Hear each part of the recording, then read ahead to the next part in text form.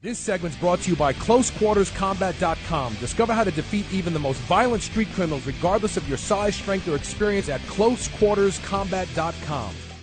One of the bottom line foundations when it comes to applying self-defense techniques to a street self-defense scenario is in the efficiency that you apply to your self-defense techniques. What I mean by efficiency is this.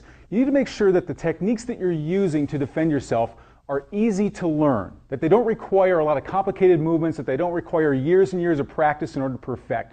You want to make sure that they're very, very simple so that you don't have to practice them over and over again. You can expand your self-defense toolbox much, much broader. You also want to make sure that any strikes that you use are very, very easily to reach their target very quickly. You want to make sure, the shortest distance between 2 points is a straight line. So you don't want to use techniques that aren't easily used rapidly so that they reach their target very, very quickly. The other thing is you want to make sure that they're very, very simple in movement, because when you're in an adrenalized state, when you're in a real street self-defense scenario, your brain is not going to allow you fine motor skills. You're going to be really restricted to gross motor skills, very basic movements, because in that adrenalized state, your body's not going to be able to remember the complicated techniques that you might have learned in the relaxed atmosphere of your dojo. So to give you a good example of efficiency in your strikes is this. Let's go ahead and take the very common, it's probably like the first thing you learn in self-defense school is the shirt grab. So somebody grabs your shirt. There are a lot of different systems out there that teach a lot of different techniques. So very, very commonly you'll see, one of the ones I learned the very first day of self-defense school for me was to come around, trap the arm, come through, trap the arm here, and then you follow up with other techniques.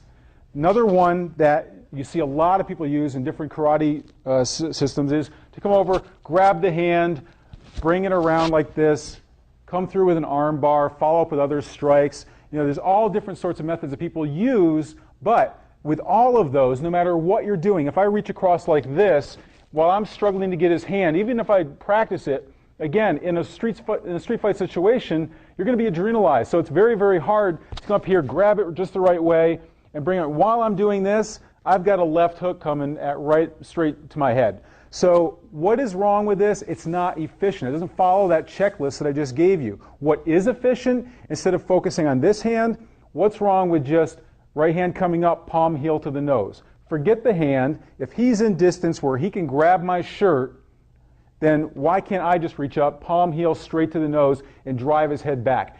At that point, his brain goes from being offensive, where he's got a grip and a cocked hand, to being defensive, because now he's trying to maintain his balance. Now he's trying to deal with the pain of the blow that I just gave him. So with all of the techniques that you learn, whether it's from your self-defense school, whether it's from a DVD that you learn, whatever it is, you want to run it through that checklist. Is it easy to learn without having to perfect it over months or even years?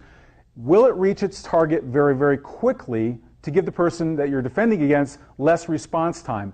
And is it something that is a gross motor skill so that when you actually have to apply it in an adrenalized state in combat, you can actually put it into use very, very easily? This segment's brought to you by CloseQuartersCombat.com. Discover how to defeat even the most violent street criminals regardless of your size, strength, or experience at CloseQuartersCombat.com.